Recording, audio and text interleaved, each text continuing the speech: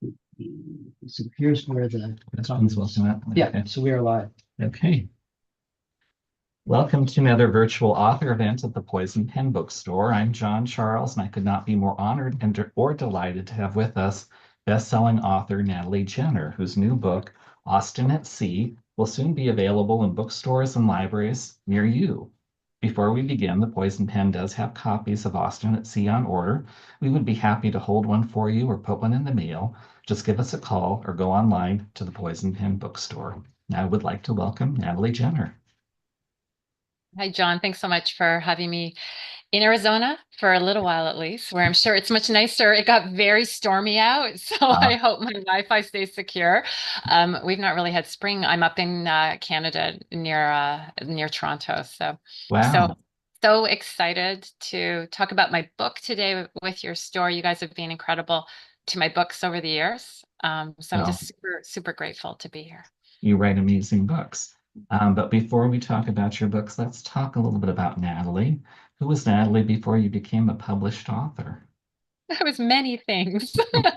Um, I I was a lawyer. I was a corporate securities and M&A lawyer about 30 years ago. I then moved into legal recruiting and consulting and coaching because I love law. Mm. And people who end up reading Austen at Sea will see that I very much am in love with lawyers and the way their brains work. And lawyers are great readers and make great writers. A lot of amazing historical fiction writers like Pam Jenoff, and there's just a bunch of them that used to practice and still practice sometimes law or teach law. And I even opened up a bookstore when I Mhm. was in my 40s because I had tried to get published for many decades and nobody cared. And so I had all these manuscripts in a drawer and I wanted books to be a bigger part of my life. And you know this with having a bookshop is that you just want to be surrounded by books all the time. So I opened up my own little bookshop. And I think it was through that experience of having a bookshop and seeing the importance of covers and tactile touching books as an object, as being halfway to a sale, and just what was really turning people on 10 years ago when I had my store Mhm. was historical fiction. All the Light We Cannot See, The Nightingale, the Elena Ferrante trilogy, 4 books, like all those books were really exploding. And yeah, so that was sort of my career up until I sat down and wrote my debut novel, The Jane Austen Society. Let's talk a little bit about that because it's kind of a lesson in resilience and learning to kind of take a pause, but then not give up completely. What was it like getting your first book published? I mean, it really is the ultimate dream come true for a reader who's in love with books from the time that they know they exist. So I I'd had my husband had been delivered a really difficult message regarding his health, which he has vastly outlived the statistics, but at the time wasn't given more than a couple of years to live. And that led to a lot of bucket list trips and a lot of what I think post pandemic for a lot of people is sort of a bit more seizing at life and travel and trying things that you always wanted to maybe do. And it was through the experience of travel that I really spent time with my favorite author, Jane Austen. And that started the percolating of what became the Jane Austen Society. I spent a week about 8 years ago. I spent a week in the village where she lived and worked on all 6 of her novels. And that experience really helped me at a difficult time in life. And her books were helping me on a level that, so always get a little emotional talking about this part. Her books were helping me on a level that very much surprised me.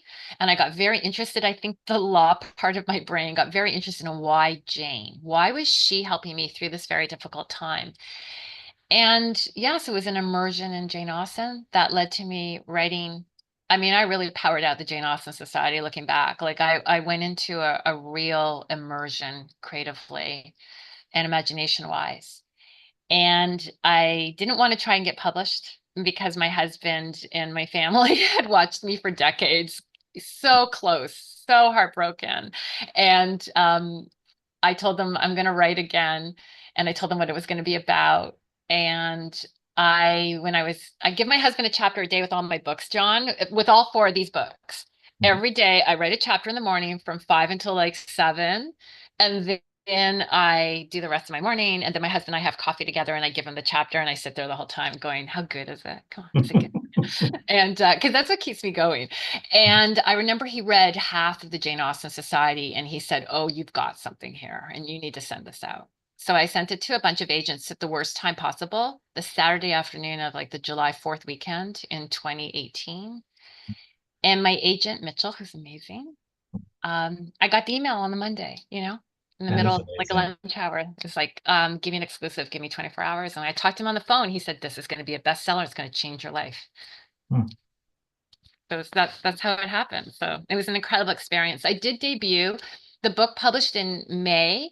All my books are published in May, all four. The book published in May of 2020 in the first wave of the pandemic. Bookstores were closed. I actually went a long time without seeing my book in a bookstore. So, like anyone who debuted that year, I have a very weird relationship to the publication process. And I've been so fortunate that it did well and that I was able to write more books and since that time experience little bits and pieces. I'll be, this is my first time in an author panel, or this is my first time seeing a book in a store. And it was different with every book, which just kept it fresh and exciting. That's wonderful. Well, your first book was about Jane Austen, and your latest book is also about Jane Austen. What can you tell us about Austen at Sea?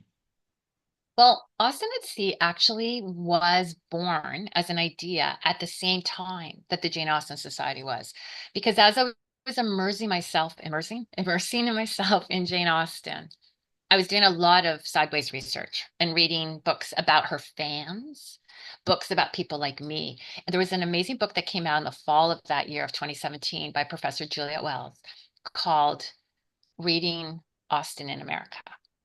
And in fact, this book for a little while was going to be called, I think, Austen in America.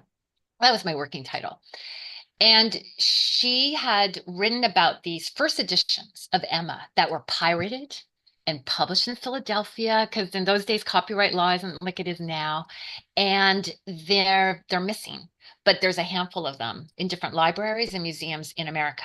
And she would trace the lineage, and she found two more while she was doing this research. And one of the books was owned by a family, the Quincy family. And I read about how these daughters in this large family were in love with Jane Austen from their father.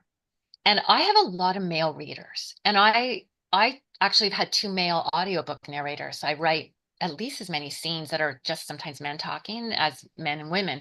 And I don't think about any of that when I'm writing. It's just the characters coming to life. But I remember really loving the idea that their father had introduced them to Jane Austen, not their mother. He was the president of Harvard, Josiah Quincy. It is the 1830s, 40s, 50s. And he has learned about Jane Austen from the Chief Justice of the United States Supreme Court and Associate Justice Story, who wrote the Amistad decision. And I became very fascinated with the idea of a bunch of judges at the Supreme Court level in America yattering about how much they love Jane Austen. There's actually correspondence that evidences that.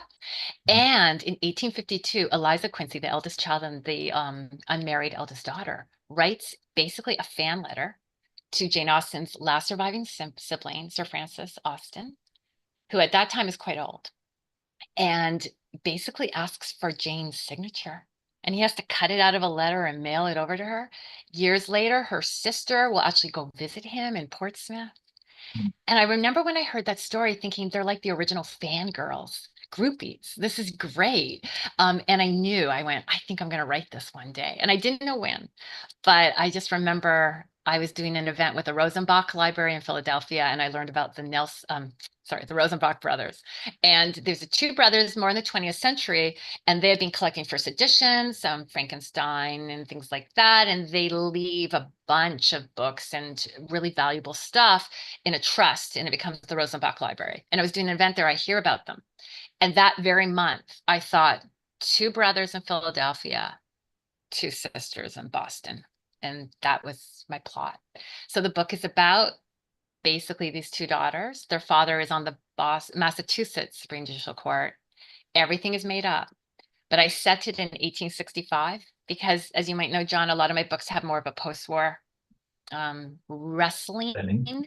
with and reckoning with post-war legacy and how you move ahead. That's what I'm not interested in maybe portraying trauma directly. I'm more interested in how we move on from the trauma, because that's what I've been working through in my life with my story that I shared earlier. And I remember thinking that it would be really great to set it at the end of the Civil War. And so I went on Wikipedia and really, found out right away that Jane Austen's brother, Sir Admiral Francis Austen, died in August of 1865. And I went, oh, there's my setting. And now I can go to the races and write. So Your book is about readers and their love of Jane Austen, but for me at least, it was also about, in a sense, freedom, because both sisters are trying to establish themselves in society, but they have a father who's very protective of them. He wants to keep them safe. And it's that kind of eternal push and pull as how much freedom they can have. And they actually, um, I, I don't think it's revealing too much because it's early on in the book, they kind of run away, a they sense. sneak away. They don't technically stow away. They have bought Mhm. tickets, but they leave without their father's permission, which as a 20 and 25-year-old in those days living at home, not going off to university, you are still your father's daughter and you are still expected to act like a child in terms of obedience. And yeah, that idea of freedom and the fight for abolition and the fight for a large segment of the American population to have suffrage and to have rights, and how that extends once the Civil War is ending. Women's suffrage is really going to get a bit of a fuel engine from, with the abolition battle. And I thought that was very interesting because it will take almost 60 more years from my plot for these women to get the vote. And I was very interested in exploring what it would be like, also the differences between different countries at that time.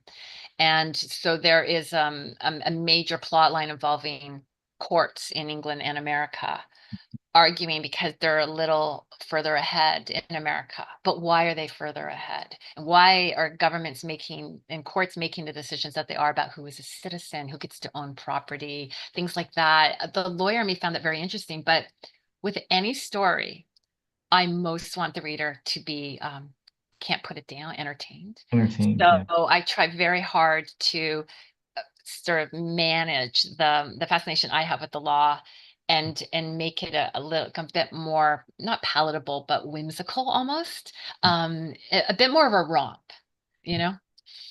You do succeed. That's my next question for you, because writing historical fiction, I like to think of it as kind of a tight wire act. You're Yeah. balancing between telling an entertaining story and remaining true to historical fact at that time period. And one of the things you do is you're very good about slipping tiny details into the story. Like there's a scene where they're having tea and you talk about Chase and Sanborn tea and Tucker porcelain. And those are little things you don't really have to know anything about the time period, but it gives it such a sense of verisimilitude and puts you in that place. How do you balance those two? Have you ever had an editor say, Natalie, this is too much fact, go back to fiction, or how does that work? No, I mean, there might be, but my editor has been wonderful and has never actually, I think, asked me to take out anything. He always just wants more. Because I don't plot in advance. I write to see what's going to happen. And so sometimes I'll move forward and he'll be like, "How I'd love to see a scene where we see that happen on the boat." And he's for what is a lot of people seeing of Bloomsbury Girls. Can you hear me okay? It says my internet It's a connection is little bit jumpy, unstable. but you're okay Okay. now. Okay. So I remember at the end of Bloomsbury Girls, it originally ends at the end of a major scene involving the villains and the women in the bookstore, and their women are trying to take over the bookshop from the male management. And it was my editor that had said, I'd love to see them when they're opening, when they're moving forward and opening the store. And so usually it's just give a bit more. With the detail, what I try very much to do is only research enough to get going in terms of what was at stake for people socially culturally, politically, legally. Where do they live and what time period? And once I know those things, I kind of have to know the one big thing that's at stake. So the Jane Austen Society, they're going to save the house where she wrote. Bloomsbury Girls, they're going to try and take over the bookshop. So once I kind of have a sense of that, I start to write and I don't know what's going to happen. And at that point, I research as I go and I use only the research every step of the way. I try very hard to only inject detail that either further develops atmosphere, theme, character, or plot, which is basic creative writing 101. And I just try really, as someone who's not actually studied creative writing, from the books I've read, etc., I know that it's very important that everything be doing a lot of things. And so it can't just be in there because I find it interesting. It has to illuminate something about life at that time or the characters at that time, or even just add to the ambiance. And so every line, I bring that same aggressive kind of approach to. One of the things readers love Austen for is her sense of wit. And you have your own sense of wit that kind of shines through your writing. There's just one example I found, and I had to write it down because my memory's awful. But you're talking about a scene in the bookstore where you say, the four younger Gleason daughters displayed nowhere near the nerve of Sarah Beth, who appeared to have used up everyone's allocation like so much extra salt. That's so Austen-esque. I I I guess it is. I never thought about that, where that phrase kind of came from before. It just kind of, again, I have a lot of unconscious creative intent, so it just kind of came out. But I always loved that line, and it always had like just a feeling for me of capturing her character, Mhm. which is, I think, the thing that I'm really interested in is combining dialogue and characterization where it's very efficient and you feel like you know these people. At least when I'm writing, they come to life with no work on my part. They just show up. And the minute I meet them, I know everything about them. So nobody has like a page or a chart or anything like that. They're very real to me. Wow. And so I think I don't have obviously anywhere near Jane Austen's level of skill, and I don't try to write like her, but I admire aspects of her writing so greatly Mhm. that they are beacons for me as well that I aim towards, even though I know I'm not even going to get, 1% of the way to where she is. But it's a stretch exercise. And I love writing period pieces and being able to be closer to her in time and further away from me today. So anything that gets me closer to the early 1800s is, I think, why all four of my books have been set in the past. Let's talk a little bit about Jane Austen because 2025 is the 250th anniversary of her birth. Why, for you, was Jane Austen kind of a source of inspiration as a writer? Why do you think she has such endearing appeal to readers? I think the great thing about Jane Austen is because she is so focused on character and dynamics between characters and never sacrifices plot for that. But her characters are, I think, a large part of why people love Jane Austen. And I think that because she has that focus on character and their dynamics with each other, she doesn't really inject a lot of detail. So she's never talking at all about what's really going on in the world at that time. Like, you'll know that there's, a Yeah. regiment is staying in the village, but she's not telling you why. I mean, she's not spelling it out at all. And, you know, Persuasion, her last, arguably her masterpiece, there is much more of a sense of, with Napoleon coming back, and like a bit more of a sense of what's at stake, in the world. But she really is focusing on these people and their relationships with each other. And because of that, I think the modern reader can really inject themselves into her world and can utilize or imaginatively interact with the text in a way that helps them feel close to what's going on and closer to themselves. And there's no distancing mechanism that way. And also because I think she uses the omniscient narrative voice, which I use, which is not very popular. There's a lot of first person narrative, modern fiction, particularly I think right now. And what I love about Victorian literature, and I did want Austen at Sea to be a little bit of an homage to those big Victorian novels that I love so much, and Dickens, and Count of Monte Cristo is one of my absolute favorite books. Tale of Two Cities is one of my favorite books. And when you really sink your teeth in, I think that one of the things that I love about Jane Austen as well is that omniscient narrative voice that allows you to go into different characters' mindsets at different time. And because of how someone like a Mr. Darcy is perceiving what's going on with Elizabeth, and what's really going on.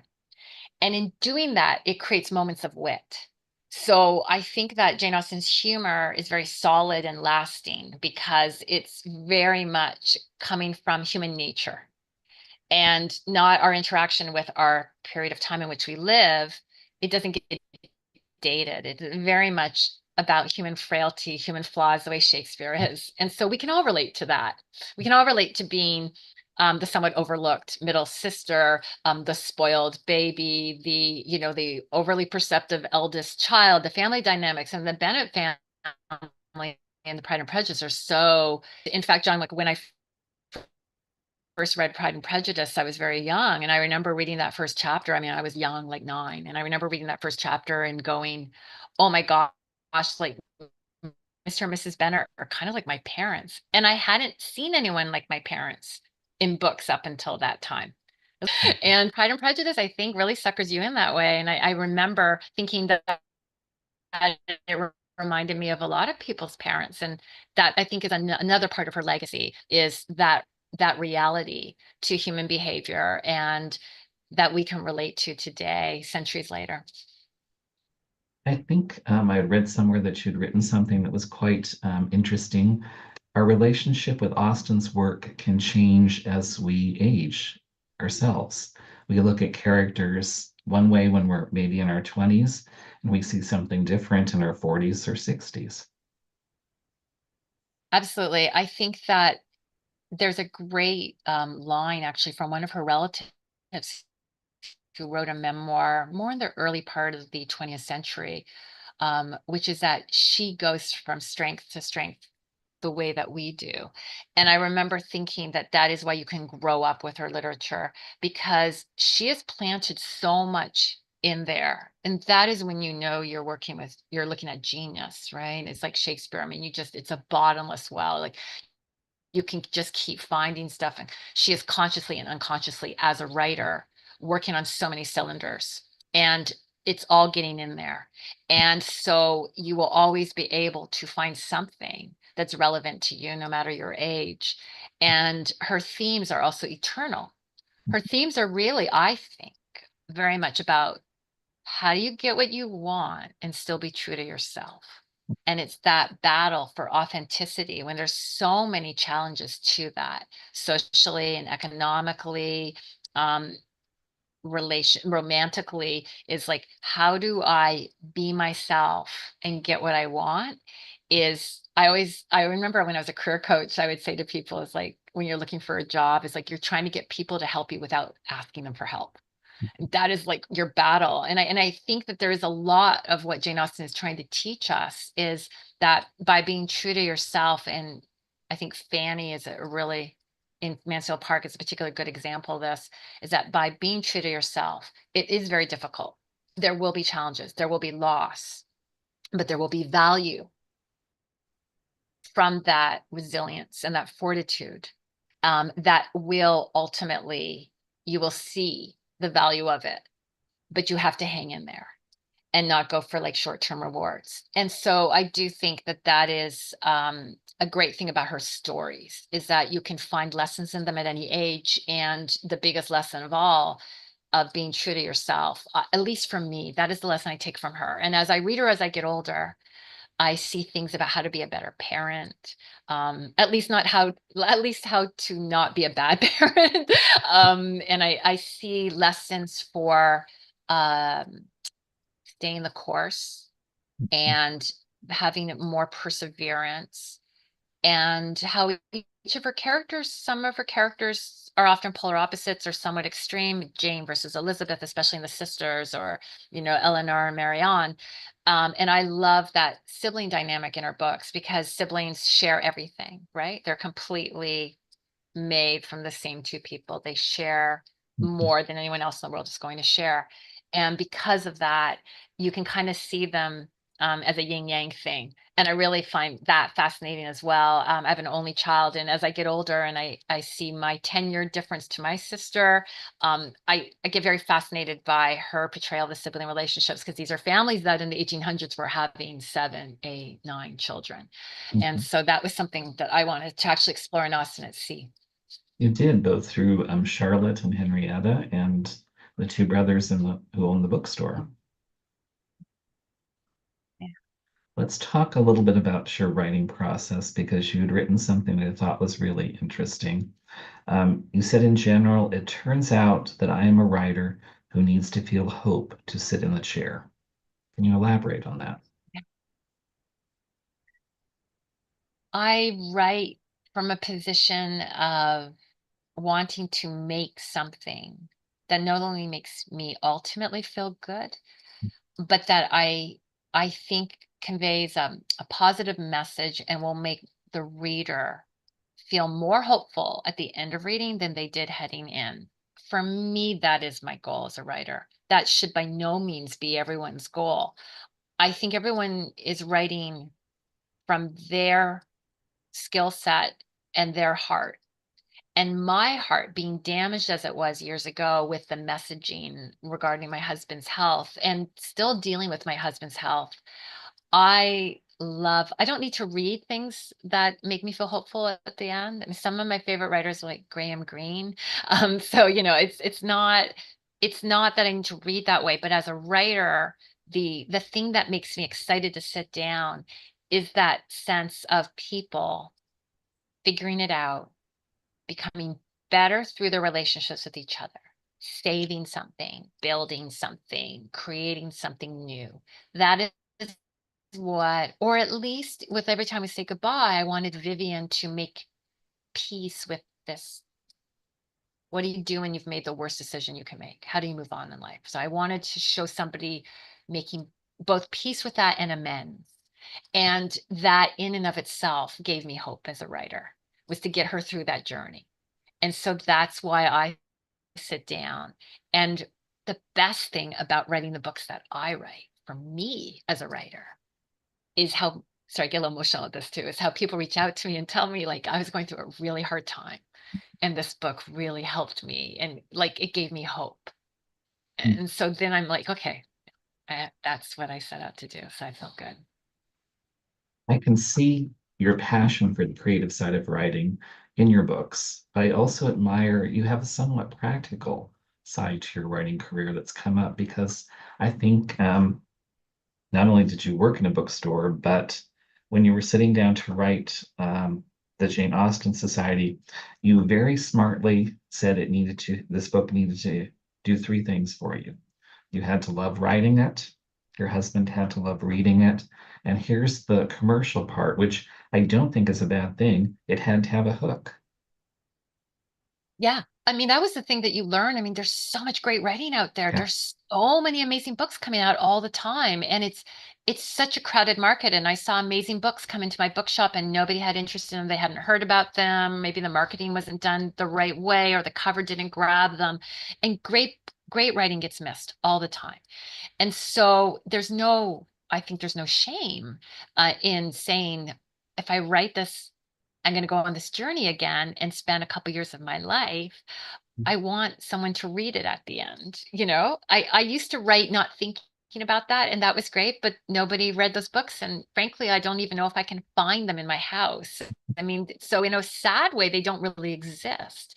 And I wanted, with the Jane Austen Society, I remember when I thought about why I was going to write it, I always wanted it to be able to stand on the shelf alongside, like look like a book and look like these books that I love. And so I remember thinking to myself, if you're going to write again and life is hard and your husband is ill, if you're going to write again, um, what do you want to come out of it? And I had to own to myself,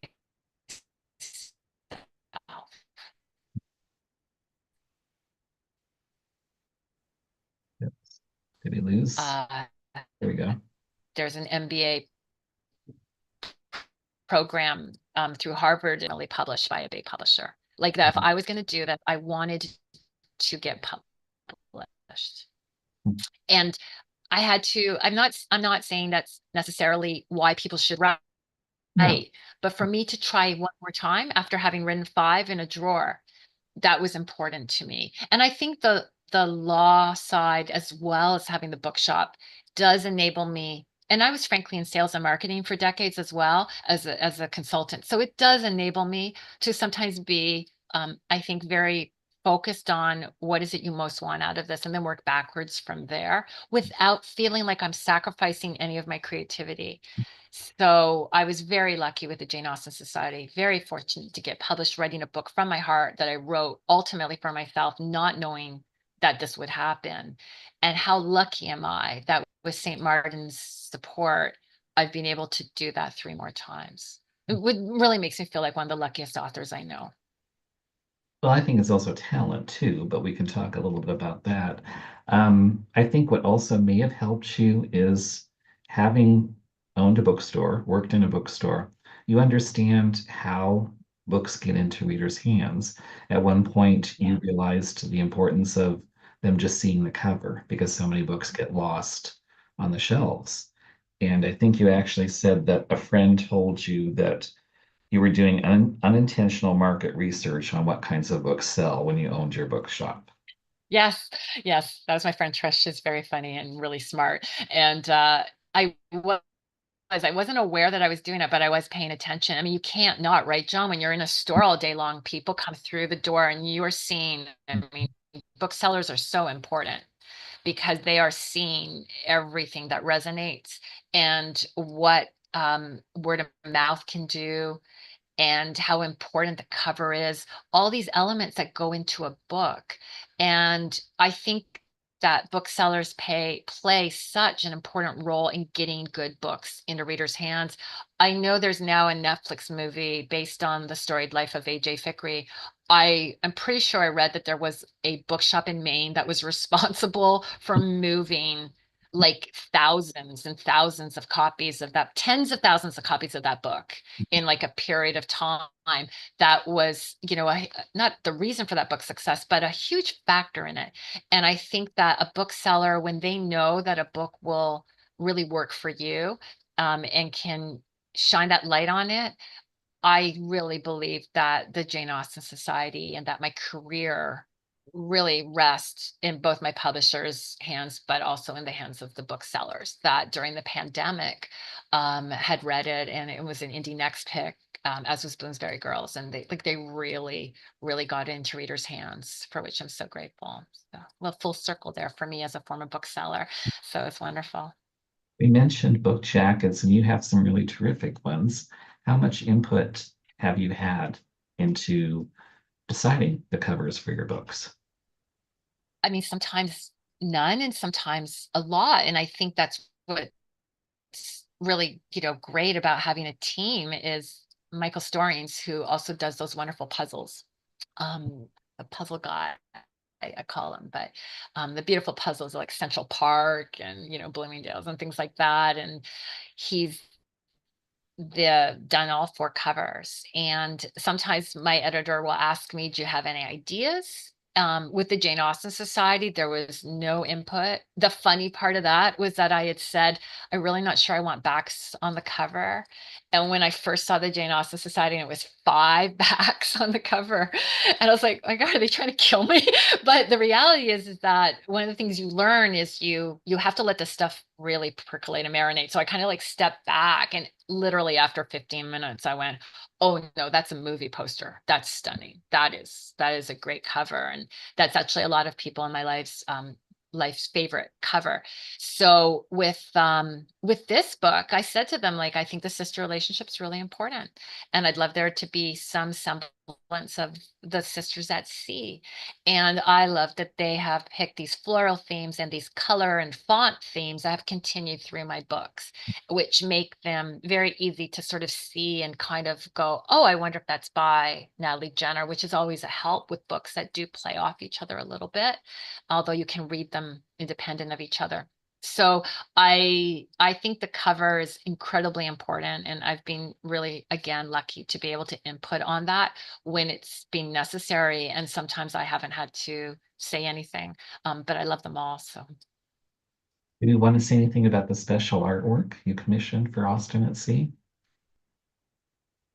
yeah, so when I was writing Austen at Sea, I was going through some surgeries in a somewhat difficult time, and I had this very clear image in my mind of these characters, and I remember thinking, I think once I'd sold the first section of the book in a pitch to St. Martin's. And then I went back to writing the rest of it. And I think as a publication gift to myself when we signed the contract, the deal was I wanted a permanent piece of artwork, knowing that the cover was not going to become available for a year, that was going to capture my characters for me and keep me inspired. And I had seen beautiful artwork on Twitter actually. Another writer had also commissioned Sally Dunn, and Sally has done the Georgette Heyer books and some Agatha Christie books for the Folio Society, and she's done these beautiful illustrations. And I thought, oh, I think she would really capture this time period really well. So I just cold messaged her through Instagram, and she was so lovely, and we worked together, and she really captured with the clothing and the colors, and she works in pastels, so it's very soft. And in the artwork, that if people buy the book from your store, they can get a signed piece of artwork for a limited number of copies with a message on the back from me. Mhm. And one of the two sisters in the center has a copy of Emma peeking out of her pocket. And in the original that I own, she has done gold foil for the words Emma. So it really pops. So it's a really beautiful thing to own. And I feel very, again, really treasure having such a permanent memento, but it really did inspire me as well during the writing because she came up with it pretty quickly in terms of while I was still working on the plot even. So Let's talk a little bit about something that publishers like to bandy about is authors have a literary brand. And I think you've written something that really encapsulates the books you write. You wrote, and I think this applies to your books, books about the love of books, books about how that love can connect, comfort, and save us. And when yeah. I think about that, I think that's a Natalie Jenner book. Yeah, I haven't thought about those words in a long time. I remember saying them once or writing them down once for somebody. And I think that goes back to being a bookseller and an early reader, someone that wanted to write her whole life even before she could read. Someone for whom books are incredibly important and have really helped me through difficult times. And that is, in a nutshell, what I want my books to do. Sometimes my books are about film industry, and sometimes they're, about freedom and courts, and, so they're not always focused just on books, but it's because they're written in the past, a lot of what fuels people culturally before the advent of film and TV was often literature, and books have been such an important part of society for that reason historically. So to me, it always seems natural and that people would be so into books in the 1800s, for example, and I don't know, but I do know that when I read about the Supreme Court justices raving about Jane Austen to the president of Harvard, I remember thinking, I think they loved books in that time period as much as I'm about to write about it. And so I love that sense that generations before us have loved these books, that we discover them now. And that goes back to Jane Austen and this big anniversary and how excited everyone is about that and how much people are discovering her anew or returning to her, and how fervid people can be about her is something that people have shared for centuries now, and it connects us over time as well as around the world today. And that is the power of literature. And I think I'm so grateful to be part of literature in a way that for me is meaningful and something that I will always have these 4 books, no matter what happens in life. I will always have these beautiful objects to look at and be proud of. My agent, whenever my books arrive, I remember my agent always saying, please take an hour or half an hour and sit there and look, because it's true. You put them, you actually can go, I can go years without touching one of my books from years earlier and looking at it as an object and really goes, take it in, take in every part of it, you know? So that's something that I'm trying to, do a bit more, kind of be more mindful of the object that's being created, as well as everything else that happens in this industry. Um, I want to ask you about bookstores and in particular the Bloomsbury Girls, because I love all of your books, but I thought there was so much in that book about the running of a bookshop. Did anything that you experienced running your own bookstore make its way as inspiration in the book? Oh, definitely. I remember as I was writing and I was thinking about the 2 women, Vivian, and oh, this is when I forget my characters' names. Isn't that so bad? Oh my goodness. Oh, that happens. The 2 women running the bookstore. That my other character, Evie, from the Jane Austen Society, will come and join them.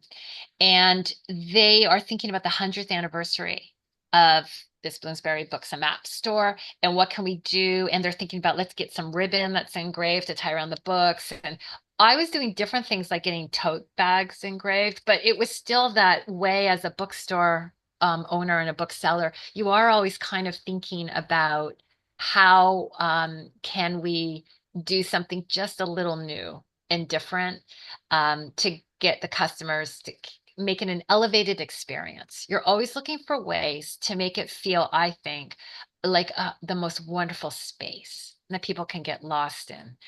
And so I remember when I was writing Bloomsbury Girls as well, thinking about placement of the books, what section should go where and on what floor. Because one of the other things you learn about like footage or frontage when you run a bookstore is, mine was down an alley and you had to really get people to commit. You got to get them down the alley and then open that door, as opposed to passing a window, and how important that window is. So I made sure my bookstore in Bloomsbury Girls had a great bow window, and that was mentioned a lot, punched out, and you couldn't miss it. And it was just things like that that I remember thinking what I was really doing, John, wasn't so much maybe replicating things I had done successfully with my tiny little shop, but building for me what I thought could be the perfect bookstore. And in fact, the women will have a printing press in the basement of the bookstore at the end. And that is very much based on a bookstore that was on the street that I set my bookstore in real life, Lamb's Conduit, called Persephone Books. They've since moved to Yeah. Bath. Actually moved during the writing of my book, but they published lost 20th century books, Yeah. and primarily by women. And so I remember thinking, that is such an awesome, like that would be my dream, is to have an ability to also publish select books as well as sell. So yeah, a lot of stuff got in there. We do have some questions from your many, many fans, so let's take a moment. Oh, And John, also the door prizes. So there are 3 books of all 3 copies of Austen at Sea at Poison Pen. And if people can comment or have a question and just put it in there on YouTube or Facebook, and then after this event, we'll go through it and somehow randomly pick 3 names. So go crazy with comments. do comment, and by all means, give us some way to reach you, like your email address or something like that, in case we need to get an address. Yeah. But let's go with the first question I had from someone was they were looking and admiring the shelves behind you, and they wanted to know if there was a particular treasure on those shelves that meant a lot to you. Oh yeah. Sorry, I get a little emotional, but a year ago for my birthday, my husband gave me um, a mid-century edition of Where Angels Fear to Tread, signed by E.M. Forster himself. 'Cause E.M. Forster doesn't pass away until I think 1969. So, he was writing the Edwardian period, and so this was a later edition. So it's not a first early 20th century edition, but it's an edition that came out in the 50s that he signed, and I have it with his signature, which is the closest that I'll ever get to one of my literary heroes. So, like, that is absolutely my absolute favorite treasure. Another reader wanted to know if you find any topics in Jane Austen's books that are relevant to us today. I guess the or seem modern. I talked earlier, about the authenticity. Mm, I do think that that's something else that I think she really focuses on, that I think is her other most important theme, besides finding a way to be true to yourself, is the importance of community mm, and helping those less fortunate. There's a really important scene in Emma, when they all go on a picnic. mm, And there's some teasing being done by Emma of Miss Bates. And Mr. Knightley, who is older and wiser than Emma, will take her to task afterwards and say, when you were born, she was above you mm, in society and in ability, and she has fallen and she's impoverished. And he was really pointing out to her that she's very lucky, Emma. She has this wonderful life. And she shouldn't be ever punching, but she certainly shouldn't be punching down like that. And how important it is for people in a community to pay attention to the people that are struggling. And there's a great Netflix documentary on right now about four chefs, Alice Waters and Jamie Oliver. And mm. Jamie Oliver says in his documentary that he thinks the mark of a great country is how we look after those that are struggling and those that are less fortunate than us. And I think that's a very important hidden almost message in a lot of Austen. For example, in Persuasion, the real family for Anne Elliot are these sailors, the brotherhood that they have formed, fighting for freedom on the high seas from Napoleon, the dictator. The brotherhood they have formed, the way that they help each other and have stayed in touch, is much more meaningful and authentic, for Anne than her relationship with her father and her one sister, less so the sister that she does really hang out with in the plot, who's a bit hypochondriacal. But other than that, they do have a functioning relationship. But um, um, I do think that Persuasion is another example of that importance of community and being there for each other in difficult times, and building ties with people that are not related to us necessarily through family, or financially, through, it's a really, there's something very beautiful about the way she portrays the community of the sailors in Persuasion, that makes me pretty sure that that is very important, was very important to Jane Austen in real life. You're making me get all teary-eyed over here when you talk about that. Oh, Um, but yeah, I think you're right. I think society often underrates compassion. It's kind of put down the yeah, ladder. I think it can be seen as weakness Yes. sometimes. And I think that, I think that the great books, really, if you think about it, are from the great humanists. And so what I put up there is my holy trinity of Charles Dickens, George Eliot, and Jane Austen for me.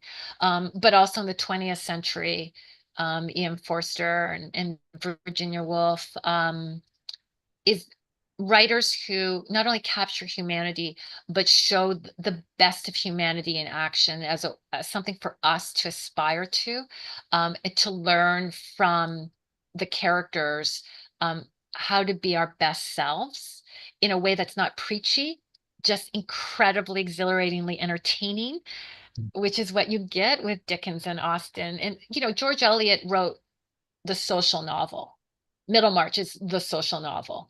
Um, that I did try to do that a little bit with Austen at Sea in my really amateurish way. I did want to write a book that was also about what it was like to live at that time in terms of the laws and the politics and the pressures that was putting on people's choices.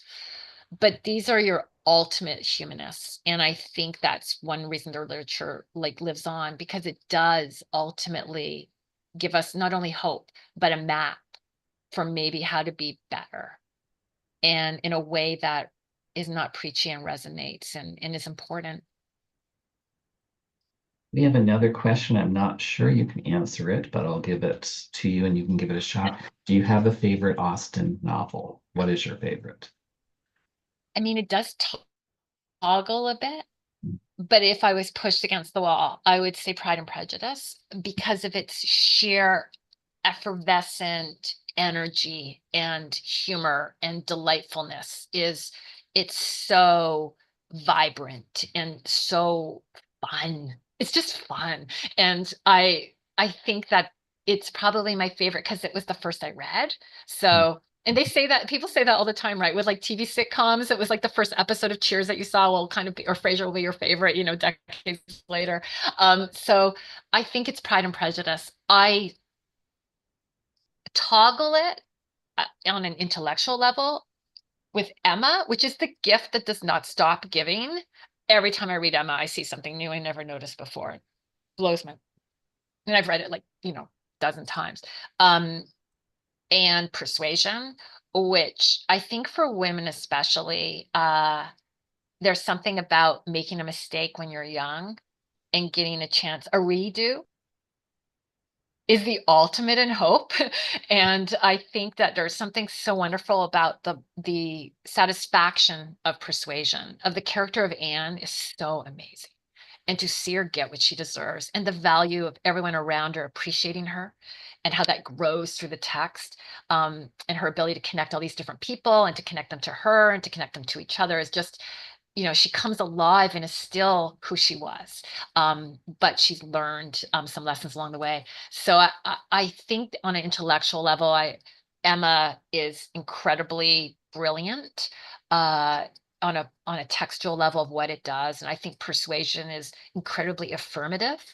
And I think Pride and Prejudice will probably, like I said, is like, I think the most fun and the most vibrant and effervescent. Kind of tie into that, another person would like to know, do you have a favorite or favorites of Austen's books that have been translated into other mediums? Oh yeah. I mean, I love all this. I watch it all. I'm just, I watch it repeatedly. Um, I really like it's interesting. I think it's 1994 PBS Persuasion that actually got a feature film release. Um, by I think Roger Mitchell. I'm forgetting his name. Roger Michelle, who I think passed away sadly quite recently. I think the Persuasion from '94 with Kieran Hines is uh, really excellent. Like I think Love and Friendship by Whit Stillman is Yeah. really amazing at capturing um in Lady Susan the satire and what she gets away with as a character. I think Kate Beckinsale is amazing as Lady Susan in Love and Friendship. I think the 1999 Mansfield Park by a Canadian Mhm. female director, Patricia Rozema, is really brilliant, and has, or at least has moments of brilliance, and I think really captures the edginess and the darkness that you can inject into Mansfield Park if you want to, if you want to go there. There's a lot of darkness in that book. Uh, I think the recent Emma with the Autumn de Yeah. Wilde with Mhm. Johnny Flynn and Anna Taylor-Joy, I think was a great example of bringing a really modern, fresh aesthetic sensibility to something, um, and condensing it to a really workable time. And I loved all the choices that were made, and I went into that resistant. Johnny Flynn was not my ideal for a Mr. Knightley. I do love the Jeremy Northam Gwyneth Paltrow movie as well, Yeah. but there's something about the freshness of the new Emma, the music. There's a whimsical humor to a lot of the characterizations and the actors even that were chosen, which gave it a really nice kind of like off-kilter energy, which really kind of I love as an entry point into Emma, because Emma is a really interesting story because it's set in this very insular community and she's never left. We don't always talk about that, but like, that's when she wants to go to the sea. She wants to go to Box Hill. Like she wants to see something. She's really never left. And so there is this really wonderful comic insular bubble idea that I think Autumn Dwell captures so brilliantly with all the choices made in that movie. I really those I think are probably my four favorite. I know they're not other people's favorites, so I know that this is an answer that will get me will create some conversation with some of my friends after. Is there really any bad reinterpretations of Jane Austen's work? I mean, has any really, I mean, they No, all have I think some, we're lucky. yeah. I think that's why she keeps getting remade. I did write an article about that for Paste Magazine a few years ago about why we keep refilming her because they all get something right and they all get something wrong because Jane Austen has so much going on. There's so much to get right. And so some movies will capture music and cinematography really well, but it'll be like not my ideal Mr. and Mrs. Bennet. And then another one will get it won't be as beautiful cinematically as I would like, but some of the main characters will be bang on. So you always get a little bit that you're kind of like happy to see remade and see. That's why with the new Netflix adaptation, the casting is so interesting to me. So right away you're like, I wonder where they're going with that. And so it makes it exciting that it will be different and new and fresh. Another person wondered, you mentioned a lot of your favorite authors who are 19th or early 20th century writers. Do you have any present day writers that find their way onto your shelves? Oh, definitely. I really I remember when I went for my first lunch with my publisher in New York, which was very exciting for me. I think this was in 2019, and we were talking about what hooks us with a book. And for me, it's all about voice. Voice. Mhm. And so if I start to read a book and I love the voice, it doesn't matter what they're about to write about. So for me, of modern writers, I really love Elizabeth Strout. I really love Curtis Sittenfeld. I love Susan Minot. I love Paul Auster. It's one of my favorites. Michael Ondaatje, Canadian. Uh, Kazuo Ishiguro. They can write about anything. It doesn't matter. You'll read it because the voice is so entrancing. And that's what pulls me into a book in modern times. A book that really, a couple books that really got missed during the pandemic year. Um, a book called The All Night Sun by Diane Zinna is it's an amazing book. Christina Clancy's The Second Home that also came out in 2020. Christina just had a big bestseller with The Snowbirds. And that's an amazing book. Her first book, The Second Home, I remember reading that and going, that is an authentic, new, exciting, fresh voice. And I'm always looking for that. And then also a really great one by Pete Beatty called Cuyahoga. These are books that, if you ask me, the past handful of years that I've read from new voices where the voice just blew me away. And that is what attracts me with modern fiction or current fiction the most. Another one of your readers wondered if, and I'm kind of paraphrasing the question, if you kind of find yourself as a ambassador for Jane Austen by continually pushing her books into the hands of readers. I love that. Um, yeah, it's interesting because I am surrounded by wonderful women in my family who will go unnamed in different generations, who the more you tell them to watch or read something, the less they'll ever do it. And so I actually have learned the hard way to not do that too much. But I do want people to always give it a try if I think that they're open to it. And I've given out Pride and Prejudice many a time as presents.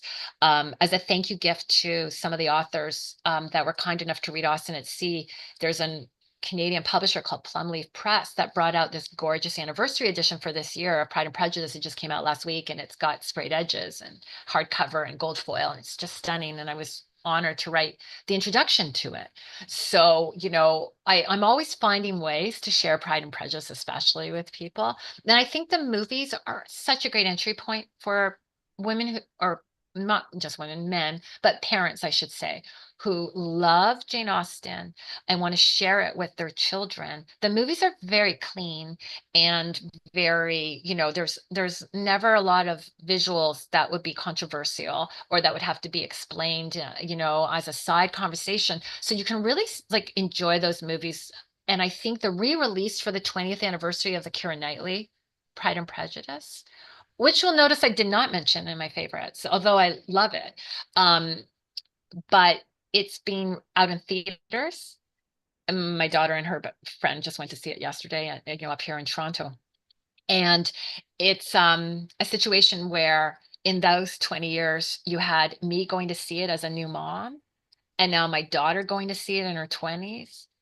And in hopefully 10 to 20 years, she'll be showing it to her daughter. And I think that also happened with the BBC Colin Firth, Jennifer Ely, 1995 production Pride and Prejudice. It's really kind of gone down through the generations and gotten shared in families between generations. And I think that's such a wonderful way to get children interested, because once you know the plot and you know what's happening, it's actually almost easier as a child to read some of these books and challenge yourself with the language, but you kind of know where you're heading.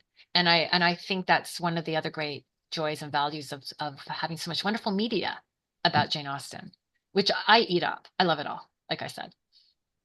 As a follow-up to that question, because it caused quite a lot of controversy here at the Poison Pen, what's your take on the PBS version of Sanditon? Sanditon. It's really interesting because I really hadn't read it for many years. So when it came out, I didn't process that the screenwriter, Andrew Davies, I think the first episode, the book, the 15,000 words of the book that was left by Jane Austen, untitled, or I think it was called The Brothers, or at least it became called The Brothers within the family. And it gets dispensed with in like, I think the first half hour or something. And so I think after that point, I never looked at it as a Jane Austen production. And I think that enabled me to enjoy it. I enjoyed it the way I enjoyed The Gilded Age. I enjoyed it for the fact that these people were operating with a very different set of social rules. And there was a lot of hijinks and crazy things going on that were very entertaining, but I really didn't look at it as a Jane Austen adaptation. And like I said, I think that enabled me to enjoy it. So, Before we have to close, two final questions. You can answer as much or as little as you'd like. What are you working on next as an author? And how can readers learn more about you and your books? Are you on social media? yeah, I'm very active on Instagram. Love Instagram. I post regularly there, and I give pretty lengthy descriptions in my posts often of where my idea came for something. And for example, I posted yesterday an article um, about the film influences on Austen at Sea. Because when I write, it's a very porous process for me, and whatever I'm watching kind of gets in there.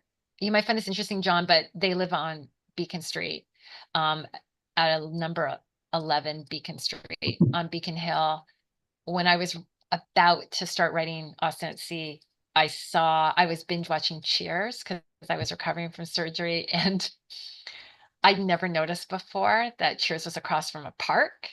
And I managed to catch the street sign and saw that it was on Beacon Street. And I was thinking about Beacon Street for my book. And I took it as one of those signs from the writerly gods that this is where my characters were going to live. So I'm very porous with entertainment. And of course, I'm having a senior moment and I'm forgetting the question. Can you prompt me again with what the What's first, there was two questions. What was what's next for you as an author? Is there anything Yeah, else? so what I have to do now is I've written 5 books in 5 years, and I have to refill the well. So I am watching a lot of movies on like the Criterion channel and binge watching a lot of like shows and films, old films, foreign films, etc., and reading whatever I feel like reading.